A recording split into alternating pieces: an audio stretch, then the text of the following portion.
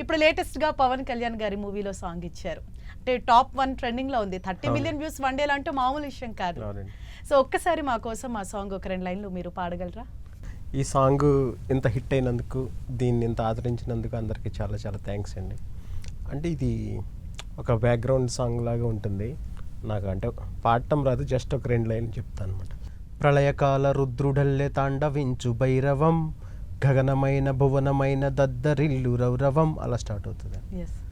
నేను విన్నాను సాంగ్. అంటే ఈచ్ అండ్ ఎవ్రీ లైన్ కూడా చాలా పవర్ఫుల్ గా ఉంది, చాలా గ్రేస్ తోటి ఉంది. అంటే ఎగ్జాక్ట్ గా పవన్ కళ్యాణ్ గారికి ఎలాంటి సాంగ్ అయితే పడాలని అందరూ ఎక్స్పెక్ట్ చేస్తారు ఫ్యాన్స్ అందరూ, అలాంటి సాంగ్ నే మీరు రాశారు.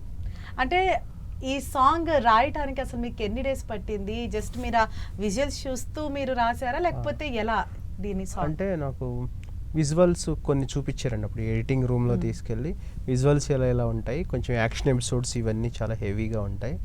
ఒక నేపథ్య గీతంలాగా ఒక హీరోని ఎలివేట్ చేస్తూ ధర్మం కోసం పోరాడే క్యారెక్టర్ హీరోది, హరిహర వీరమల్లుది. సినిమాలో కూడా, బయట కూడా అదే క్యారెక్టర్ పవన్ కళ్యాణ్ గారిది. దాన్ని బేస్ చేసుకుని చాలా ఫెరోషియస్గా కావాలన్నారు డైరెక్టర్ గారు. నేను చూశాను విజువల్స్. ఆ విజువల్స్ చూసిన తర్వాత నాకు అంటే చాలా ఇన్స్పైరింగ్గా అనిపించింది. ఇంకప్పుడు నేను ఒక 2-3 డేస్ టైం తీసుకుని ఒక 4 ఫ్లోలు ఉంటాయి దీంట్లో. అంటే ఫస్ట్ స్టార్టింగ్ వజ్రదేహాయ భభ్రురూపాయ ఉగ్రవ్యాఘ్రాయ అని అలా స్టార్ట్ అవుతుంది.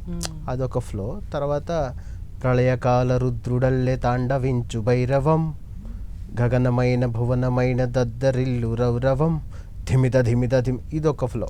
అలా ఒక 4 సెట్ చేసి ఆ 4 కలిపి ఒక సాంగ్ లాగా ఫ్రేమ్ చేసి ఒక 4 వేరియేషన్తో చాలా పవర్ఫుల్గా ఉండేటట్టు చాలా జాగ్రత్త తీసుకుని, ఇక కీరవాణి గారు మ్యూజిక్ కదా, చాలా అంటే ఆయన మ్యూజిక్, మీ రైటింగ్, మీ పాట అసలు ఒక డెడ్లీ కాంబినేషన్.